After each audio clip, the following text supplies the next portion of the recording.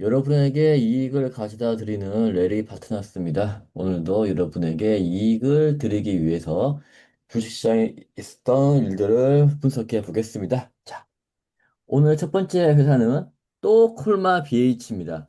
이 정도면 콜마가 아니고 또마라고 불러야 될 게 아니냐 라는 생각도 들고요.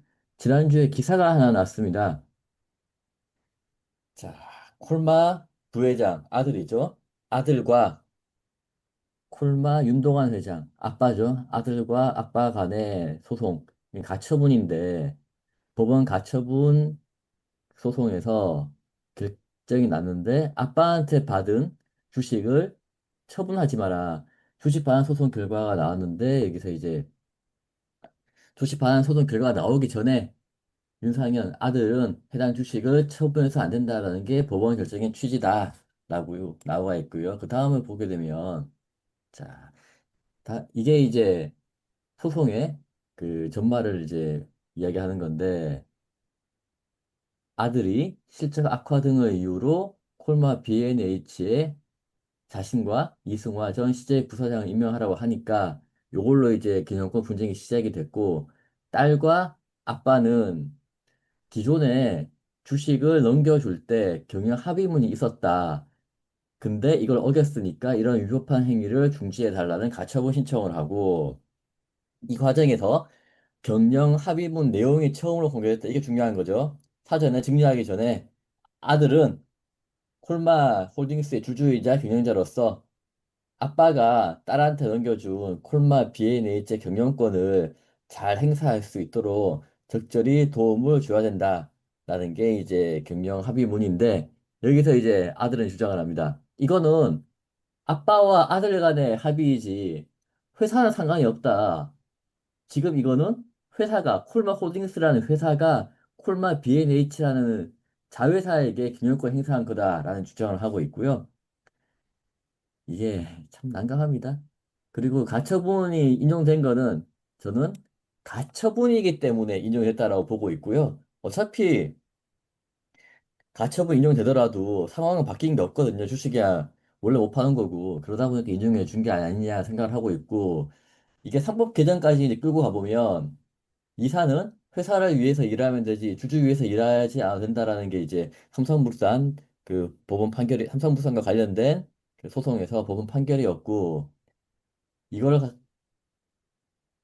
상식적으로 말이 되냐라고 해서 지금 합법 개정까지 온 거고 요걸 이제 빗대면 주식을 넘겨준 대가로 아들은 의무가 있지만 아들이 경영권 행사하는 회사는 의무가 없다. 개인과 회사의 분리로 이제 법원 가가지고 주장할 수 있는데 이게 법원에서 인용이 될지에 대해서는 저는 안 된다. 그리고 해주면 안 된다라고 생각을 합니다. 예, 이 콜마 BNH가 가처분 얘기가 나왔나 보네요. 가처분 결정, 이게. 근데 이 가처분이 우선 처분금지 가처분인 거죠. 처분금지. 어차피 못 팔죠. 어차피 못 팝니다. 팔고 싶어도, 콜마 홀딩스 주식을 팔고 싶어도, 이게 지금 그 논쟁의 증여 이제 반환 대상 주식이 이제 콜마 홀딩스 주식이니까 팔고 싶어도 담보에 대한 처분이나 이런 것이 아니고, 법원의 처분이 아니고, 자기가 마음대로 파는 거 그냥 자의적 매도기 때문에 사전 공시를 해야 돼요. 근데 뭐, 선제적으로, 우리 이제, 윤덕원 회장께서는 선제적으로 아마 주식 처분 금지 가처분 결정을 받아낸 것 같고요.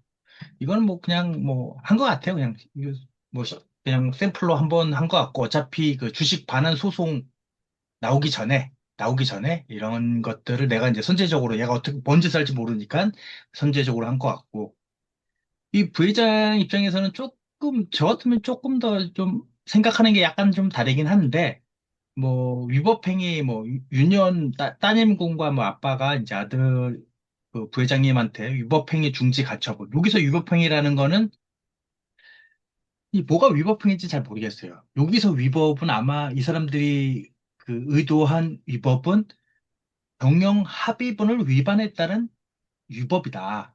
라고 생각을 할 것 같아요. 경영 합의문을 어겼다. 그게 위법이다. 그건가? 근데 이게 자칫 잘못하면 콜마 홀딩스의 최대 주주로서 콜마 B&H의 주주 제한 행위가 위법하다라고 지금 표현할 것 같아요. 여기 표현은. 근데 제가 봤을 때는 그 표현은 맞는 것 같고, 제가 윤상현 부회장님 쪽이라면, 요 내용은 경영 합의문은 처음 나왔죠. 경영 합의문의 내용은 이제 뭐, 그 윤동환 회장이 윤상현 부회장에게 콜마 홀딩스 주식을 넘겨주면서 윤여원 대표에게 넘겨준 콜마 비엔치 경영권을 원활히 행사할 수 적절히 도움을 줘야 된다라는 문구인데 여기에서 쟁점은 어, 경영권인 거죠. 경영권. 경영권을 행사할 수 있도록 적절히 도움을 줘야 된다. 이 경영권이 뭐냐 이라는 거예요. 제가 윤상현 부회장이라면 지금 이제 이슈가 된 게 윤상현 나하고 내가 추천하는 이승화 전 부사장을 임명하라. 근데 여기 이사회 과반수, 이사회 참여하는 것 자체가 이제 경영권 분쟁입니다. 그러나 두 명이 된다고 해서 이사회를 장악할 수가 없거든요. 이사회는 거의 대부분이 과반수로 이루어지기 때문에 이 두 명이 들어간다고 해서 경영권 자체가 완전히 뺏겼다라고 얘기하기는 조금 어려울 것 같아요. 그렇기 때문에 요 핵심이 이제 경영권을 원활히 행사할 수 있도록 적절히 도움 된다. 도움 주려고 들어가는 거다. 오빠하고 친구가 원활히 행사할 수 있도록 도움 주려고 들어가는 거다라고 논지를 피는 게 더 맞지 않나라고 생각을 해요.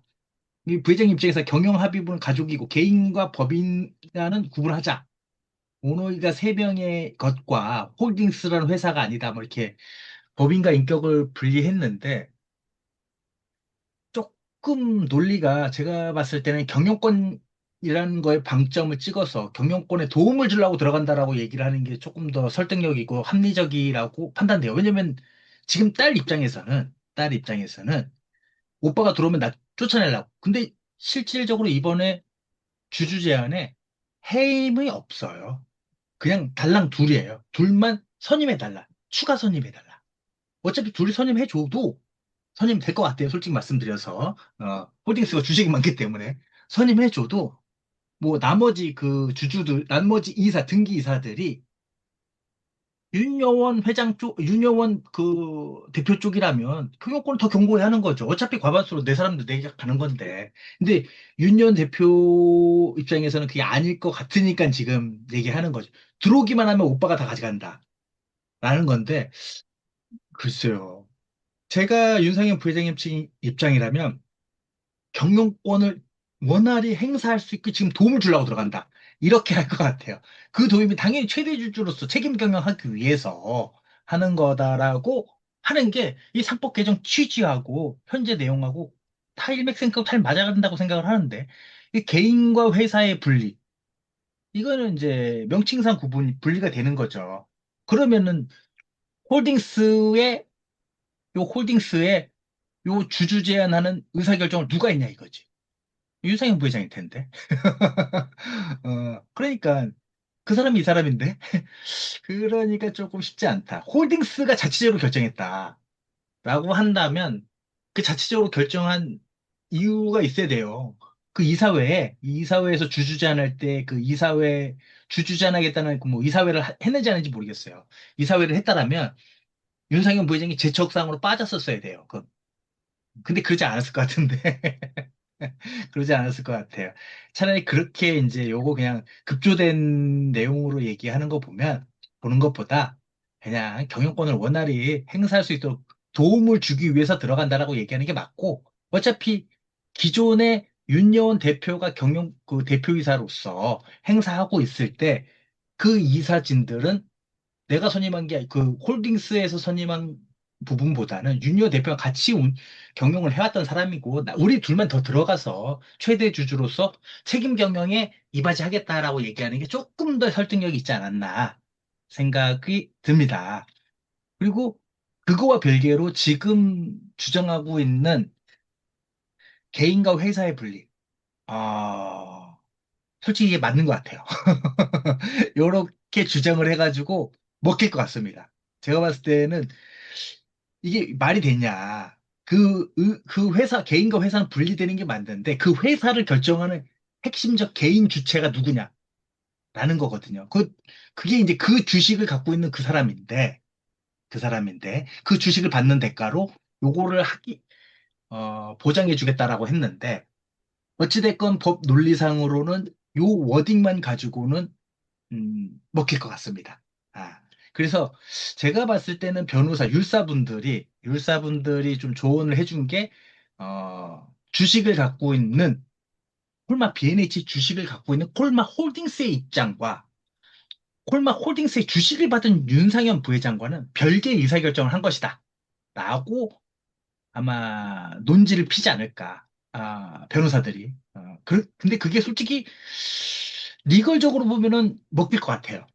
리걸, 조금 이게 상식적으로는 야, 그게 그놈인데 그게 말이 되냐라고 할 수 있는데, 리걸적 마인드로 보면은 먹힐 것 같습니다. 솔직히. 근데 그럴 거보다 그렇게 그 사회적 파장을 일으키고 다른 기타 주주들이나 소액 주주들한테도 어필하기엔 조금 억지스러운 면을 강조하기보다는 차라리 경영권을 원활히 행사할 수 있도록 도움을 주기 위해 들어간다고 하시는 게, 예.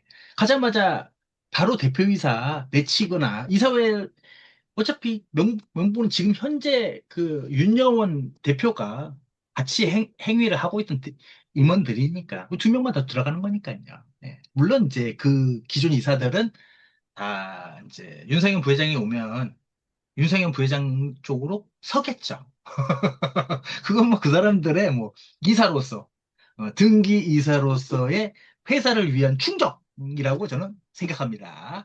하여튼 좀 재밌게 흘러가고 있는 것 같아요. 네, 한번 결과나 이거 법 소송들의 내용은 솔직히 이렇게 바로바로 결정될 것 같지는 않고요. 좀 시간이 한 1, 2년 지질 끌고 내년 이제 정총 갔을 때가 핵심일 것 같긴 한데 그때까지 한번 지켜보는 게 맞을 것 같습니다. 네, 다음은 더 좋은 비지온에 대해서 이야기를 해보겠습니다. 더 좋은 비지온이 최근 매각과 관련된 이슈가 있는데요. 사모펀드 쪽에서 최대 주주인 김용우 회장 쪽에 지분을 인수를 하겠다라고 제시를 한 그런 상황이고, 기사를 보게 되면 매각 작업이 멈춰섰다라고 이야기 나옵니다. 그 이후로 회장 최대 주주의 지분이 21.5%쯤 되는데 여기에 대해서 경영권 프리미엄을 과도하게 요구를 하고 있다. 그리고 그 과도한 게 어느 정도냐? 시가 대비 두 배를 달라고 하고 있어가지고 쉽지 않다라고 이야기를 하고 있고, 지분 구조를 보게 되면 최대 주주가 한 21.5%, 그리고 신한밸류업 제1차 PF하고 국민연금이 한 20% 정도를 가지고 있다라고 나와 있습니다. 보게 되면 이제 다음 페이지 보게 되면 시가총액이 이제 최근 시가총액이 2조가 넘었거든요. 한 2조 되는데, 그러면 이제 균형권 프리미엄을 두 배를 달라 그러니까 그러면 회사의 가치가 4조냐? 그런 문제가 이제 사는 쪽에서는 그런 문제가 생기고, 그리고 생각보다 나이가 많지 않으시나요? 64세. 그리고 자녀분들은 회사에 대해서 아직 경영에 참여할 뜻이 없다. 사실 뭐 창업자니까, 회사를 창업한 사람이니까 회사를 저만큼 키운 거지. 그 자녀분들이 아빠와 동일하게 경영을 하는 그런 능력이 있다고 볼 수는 없거든요. 그러다 보니까 회사를 팔 생각이 있으신 것 같습니다. 다음 페이지 보면 이제 이게 주가인데, 이런 일이 왜 생기냐 그러면 지금 보게 되면 주가가 시가총액이 2.2조쯤 됩니다. 근데 최고치를 찍었을 때는 15만 원, 지금부터 두 배니까 그러면 시총이 4조죠. 이제 파는 사람 입장에서는 이렇게 됩니다. 내 회사가 지금 2조지만 원래 본질적인 가치는 4조쯤 된다. 그러니 그 가치를 인정해 달라라는 게 첫 번째. 그 두 번째는 창업자 같은 경우에, 최대 주주 같은 경우에는 주식을 팔게 되면 세금을 한 절반 정도 내야 됩니다. 그러니 4조짜리를 2조에 파는 것도 화가 나는데 그게 세금까지 내? 아, 그럴 순 없지. 순수하게 내 주머니에 들어온 돈을 맞춰달라. 이러다 보니까 딜이 좀 안 이루어지는 거고요. 다음 페이지 보시게 되면 이제 지분 구조인데, 특과자까지 포함해서 이제 22%쯤 되고, 나머지 분들은 보니까 전부 다 그냥 회사 임원분들인 것 같고, 최대주주 이외에는 다른 분들은 주식이 없는 것 같습니다. 그래서 최대주주 본인만 21.5% 가지고 있다. 이렇게 보면 될 것 같고요. 그래서 이게 파는 사람하고 사는 사람하고 생각이 좀 다르기 때문에 딜이 어려운 거고, 그걸 맞춰내는 게 PEF 그 사모펀드의 능력이 아닌가 생각을 해봅니다. 예. 그 도전 비조는 뭐, 더존 ERP. 뭐, 우리나라 거의 대부분의 뭐, 중견까지는 좀 그러고, 중견은 한 반반. 중소기업들은 거의 대부분이 도존 ERP를 쓰죠. 요즘은 이제 스마트 A 대신 위아고로 바뀌고, 요 창업자분이 예전부터 도전 비조는 뭐 예전부터 좀 보고 있던 회사예요. 보고 있다는 게 요 분이 회계사예요. 회계사. 회계사셔가지고 ERP 만드신 거죠. 참고로 그 아까 치면 회사들은 더 좋은 ERP를 쓴다고 했어요. 그 중소기업이라든지 중견기업 좀 밑에는 뭐 더 좋은 ERP, 뭐 아이큐브도 쓰고 뭐 이런 거, 뭐 스마트에이도 쓰고 뭐 위하고도 쓰고 뭐 여러 가지 쓰는데 생각으로 회계사분이 만들어서 회계법인에서 또 도저히 열필 쓰는데 세무법인들은 또 세무사랑 이 세무사랑 만드는 사람은 또 세무사세요. 하여튼 세무사랑을 쓰고 양대 산맥이죠. 기장대행은 더 좋은 스마트 A하고 세무사랑 두 개가 이제 기장대행 쓰고 요거 이제 보통 통상 회사들은 더 좋은 ERP를 거의 다 석권했죠. 이제 뭐 대한민국에서는 뭐 중소기업 미만에서는 거의 1위죠. 뭐 글로벌로 놔주면 뭐 아직은 조금 뭐 안 되는데 그리고 생각외로 매출이 뭐 그렇게 몇 조 이렇게 되진 않습니다. 하지만 지금 시가는 한 2조 정도 잘 나갔을 때는 한 4조 정도 일가 4조 현재 한 2조 뭐 이렇게 생각을 하는 거죠. 뭐 못 나갈 때야 생각하지 않죠. 특히 창업자분들은 최고일 때만 생각하는 거죠. 지금도 아직 저평가. 뭐, 항상 그렇죠. 거기다가, 거기다가 나는 가만히 있었는데, 원래 이제 좀 그런 마음도 없지 않아 있었겠지만, 나는 가만히 있었는데, PEF에서, 이거 파실 니앙이, 뭐, 제스처가 있으신 것 같은데, 파시겠어요? 얘기하니까. 그전에도 한번 이제 뭐, 돌린 적은 있다고 들었는데, 하여튼, 얘기하니까 온 거죠. 와가지고, 어, 제가 사겠습니다. PF가 사겠습니다. 왜냐면 독보적이니까. 더전 ERP가 독보적이니까 사겠습니다. PF들은 현금 채출 능력이 뛰어난 회사들을 사가지고 뭐 사진 상장 폐지를 하든 아니면 더 키워서 더 큰 데다 팔아먹든 뭐 셉에다가 뭐 팔든 뭐 이렇게 하려고 했던 거죠. 근데 가 대비 두 배. 그러니까 뭐 잘 보신 그 홍차용님 말씀하신 대로 요 난 최고가, 최고가의 4조를 생각한 뭐 22분이 22%라고 하죠. 뭐 한 22% 정도 하면은 4416. 그럼 4416이니까 뭐 한 20%, 20%죠. 20%. 예, 20% 정도 하니까 4조에 20%에 한 8천억 정도. 8천억 정도를 달라. 뭐 그 정도죠. 근데 8천억 정도 받으면 50% 정도는 이제 세금을 내야 되니까 한 4천억. 현금 4천억. 엄청나죠. 예, 엄청난데 물론 이제 지분율은 이게 자기 주식이 7.5% 정도 갖고 있기 때문에 유효 지분율은 이거보다 조금 더 높아질 겁니다. 한 25% 정도 되는 거죠. 그리고 현금도 많이 있기 때문에 PEF 입장에서는 돈 주고 산 다음에 이걸 보유 현금 가지고 자사주를 엄청 사들이는 거죠. 근데 엄청 사들인다고 해도, 여기 주주 중에서 이제 아까 여기서 말했던 신한 밸류업 1차 같은 경우 이 사람이 돈만 되면 팔기 때문에 국민연금은 좀 쉽지 않죠. 국민연금도 물론 돈만 되면 하긴 하겠지만 그래도 국민연금 빠져나가는 게 쉽지 않기 때문에 자사주는 7.75%였네요. 그런 부분까지 생각을 하면 뭐 그렇게 생각을 했을 거예요. 그 PF 입장에서는 뭐 4조를 다 들여서 살 생각은 눈꼽만큼도 없겠죠. 요거 뭐 2조보다 조금 더 프리미엄 붙여서 보통은 한 130에서 150% 정도를 생각해서 프리미엄으로 130에서 150%. 그렇게 생각을 하는 거죠. 2조라고 한다면 지금 뭐 시총이 2조 2천억 정도라고 하면은 130% 하면은 뭐 한 3조 정도 생각해서 계산할 수 있는데 갭 차이가 한 1억 정도가 넘어가면 쉽지 않죠. 자금을 끌어오기도 쉽지 않고. 4조를 4조라고 생각하거나 3조라고 생각한다고 해서 3조를 드리고 그렇진 않습니다. 왜냐면 이제 지분 비율만큼 곱하기 때문에 뭐 4조라고 해봤자 한 8천억 정도. 8천억 정도. PF 입장에서 8천억 만드는 건 뭐 그렇게 어려운 일은 아니니까 그렇게 생각을 하는데, 예, 그 지분율은 뭐, 이거 다 이분들이야 뭐 실제로 그냥 직장인이신 거죠. 다 직장에서 그렇게 그냥 큰 의미가 없고, 우리 이제 회계사님. 제가 알기로는 회계사님이시지만 회계는 안 하시는 걸로. 놓으신 꽤 됐습니다.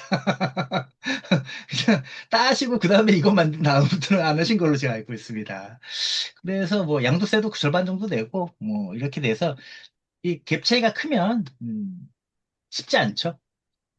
이렇게 되다가 이런 이슈가 있으면 다시 이제 한 10몇만 원까지 올라가면 그때는 이제 PF 다시 생각을 할 수 있다라고 보여지고요. 그때까지는 계속 이제 뭐 뉴스들이나 이런 그 찌라시들만 돌지 않을까 이렇게 생각을 합니다.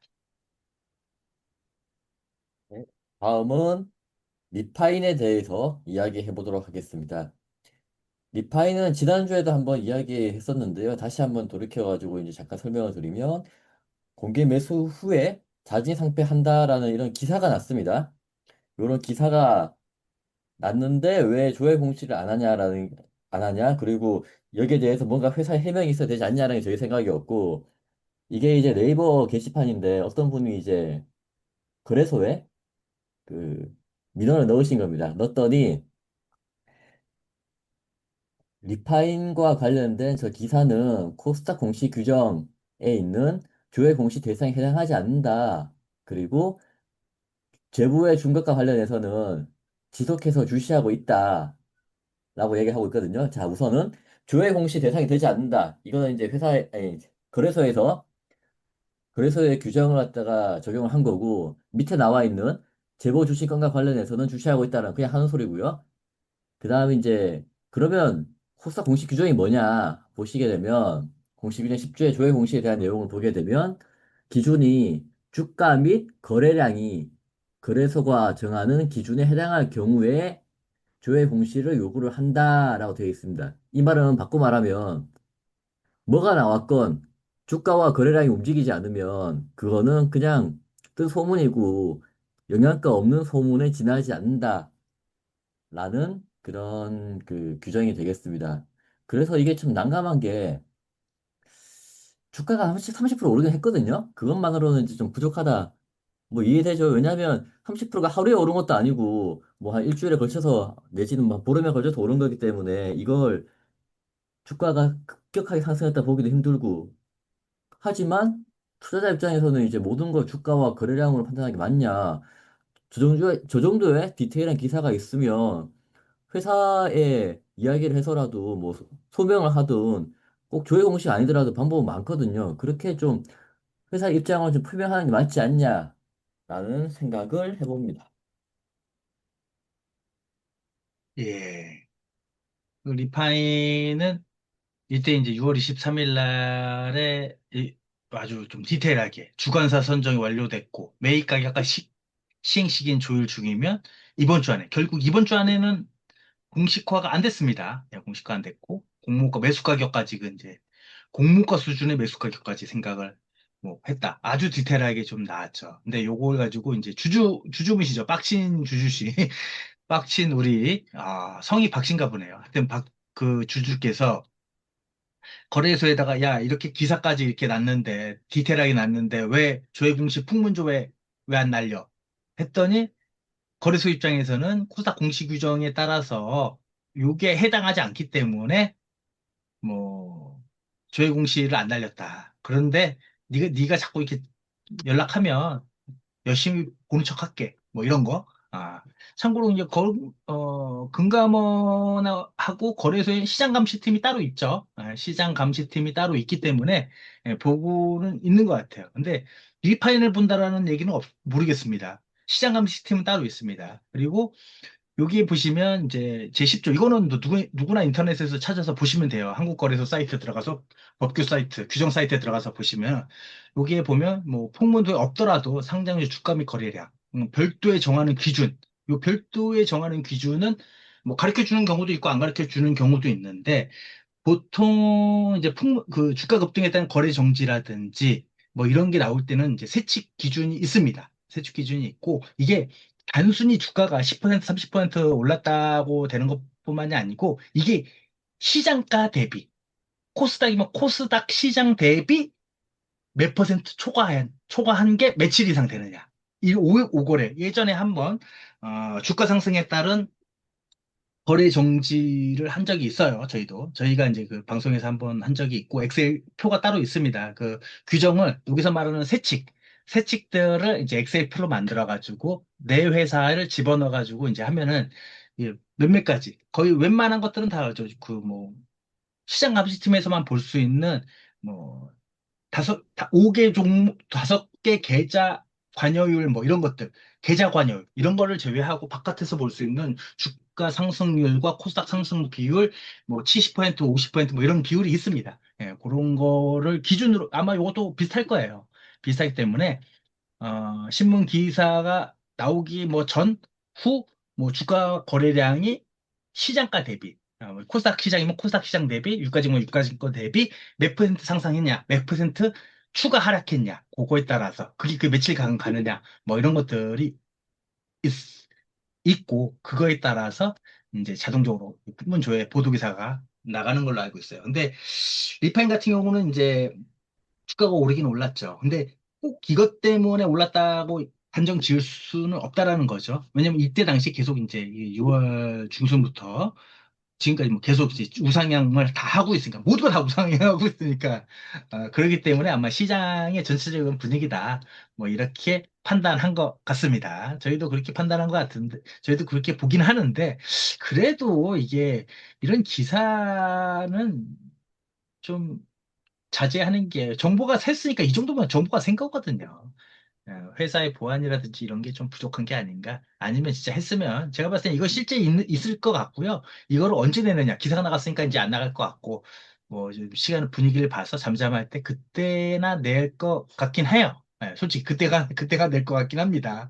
그리고 이제 주가가 좀 떨어졌을 때 그래야 이제 들어가는 돈이 좀 덜 들죠. 근데 요 공모가 수준이 아직 공모가가 안 됐기 때문에 뭐 지금이라 언제든지 낼 수 있다라는 전제가 있긴 있습니다. 네. 그렇게 계속 꾸준히 좀 지켜봐야 될 것 같습니다. 예. 자, 다음은 Q&A입니다. Q&A는 이제 2대 주주가 담보 계약 체결한 게 있으면 2대 주주에게 담보 잡힌 주식을 제외하고 가만히 해야 되느냐? 지분 이상한데 이게 뭐냐면 최대 주주가 자기의 주식을 담보로 잡히고 돈을 빌리려고 하는데 그러면 이제 개념권 변경을 수반하는 그 계약의 체결 이런 공시를 해야 되는데 만약 2대 주주가 이제 담보권 계약한 게 있으면 내가 담보권 행사를 하더라도 이대 주주가 담보권 행사 당해가지고 그 이대 주주의 담보권 행사까지 감안을 하게 되면 내 담보권 행사를 하더라도 최대 주주 바뀌지 않는다. 그러면 내가 최대 주주 변경을 수반하는 공시를 안 해도 되는 거 아니냐라는 질문입니다. 예. 여기 질문의 이 앞부분이 뭐냐면, 이게 최대 주주 변경을 수반하는 주식 담보 제공 계약 체결입니다. 최대 주주 변경을 수반하는 주식 담보 제공 계약 체결의 건이고요. 이 공시가 뭐냐면 최대 주주가 이거는 연명 보고가 아니고 단일인 최대 주주가 주식 담보 계약을 체결하면, 물론 이제 지분 공시들은 대량 보유 상황이나 뭐 임원 주주 공시 내겠죠. 대상이 되면. 요거는 거래소 공시입니다. 거래소 공시로 최대 주주 변경을 수반하는 주식 담보 제공 계약 체결 공시는 최대 주주 본인이 주식 담보 계약을 체결했어요. 그럼 그 주식 담보 체결할 때 이게 담보된 주식이 마진 콜로 또는 반대 매매로 그걸 팔렸을 경우, 그럼 잔여 주식이 있을 수도 있고 없을 수도 있잖아요. 잔여 주식이 있더라도 내가 최대 주주의 지위를 잃어버리게 될 가능성이 있다라고 하면 최대 주주 변경을 수반하는 주식담보 제공 계약 체결의 건 공시를 제출하게 돼 있어요. 이건 단일 공시예요. 생각이 꽤 셉니다. 예. 거래소, 금감원의 지분 공시들은 거의 대부분 다 이제, 뭐, 체결일로부터 5영업일, 뭐, 그 결제일로부터 5영업일, 뭐, 이렇게 되는데, 거래소 공시들은 대부분 다 당일 공시예요. 그렇기 때문에, 요 공시는 뭐 예를 들어서 최대주주 A하고 A가 있고 특수관자 B가 있고요. 뭐 최대주주가 100주일 때 이대주주가 80주 있고 이 최대주주가 담보를 30주 잡혀 있을 때 최대주주 변경을 수반하는 담보계약 체결의 건을 공시를 해야 되는 걸로 알고 있어요. 그래야 30주를 하면은 30주가 마진콜이 30주가 반대 매매로 팔리면 70주가 되잖아요. 그럼 이대주주가 연명 보고 대상자 라고 하여도 이대주주 개인이 최대주주가 되는 거예요. 70주가 되고, 그렇기 때문에 이거를 미리 공시를 하는 겁니다. 당일날. 계약 체결할 때, 담보계약 체결할 때. 그렇기 때문에 하는데, 여기에서 한 번 더 들어가는 거죠. 이대주주도 요 주식 20주가 담보가 걸려 있다. 라고 할 경우에는 같이 해야 되는 거 아니냐. 라는 거죠. 예. 30주 담보 계약해도, 근데 요 이대주주는 계약을 체결하거나 연장할 때 그때 하시면 되는 거고요. 요 최대주주 본인만 생각하는 거예요. 연명보고 대상자이더라도 그런 걸 생각하지 않고요. 예, 본인만 생각하시면 될 것 같습니다. 그래서 요 담보주의 걸려 있다고 하더라도 뭐 비고로 기타에다가 뭐 이대주주 뭐 B 씨는 뭐 현재 뭐 20회 해가지고 이렇게 쓰면 되는 거기 때문에 뭐 크게 뭐 중요하진 않습니다. 그리고 그 대신 이 B 씨는 최대 주주가 아니에요. 현재 최대 주주가 아니기 때문에 그냥 땡땡 쓰는 거지. 실제 요 최대 주주 아직 마진콜이나 이런 걸 당한 게 아닌 상태에서는 이 사람이 최대 주주입니다. 마진콜 당하면 이대 주주가 최대 주주 이대 주주인 B 씨가 최대 주주가 되면 그때도 요 공시를 하셔야 돼요. 최대 주주 변경을 수반한 주식담보 계약 체결권을 하셔야 되는 거예요. 이게 있다라면. 예. 각각 개별로 생각을 하셔야 되는 거고요. 뭐 이대 주주가 담보 잡힌 게 있든 없든 무관하게 최대 주주 담보권만 생각하면 되고요. 최대 주주가 담보 실행으로 인해서 이대 주주가 최대 주주였다. 그럼 새롭게 된 최대 주주를 기준으로 또 생각해서 공시를 하시면 됩니다. 아, 이런 게 좀 종종 있죠. 그리고 한 번 내면 계속 해제될 때까지.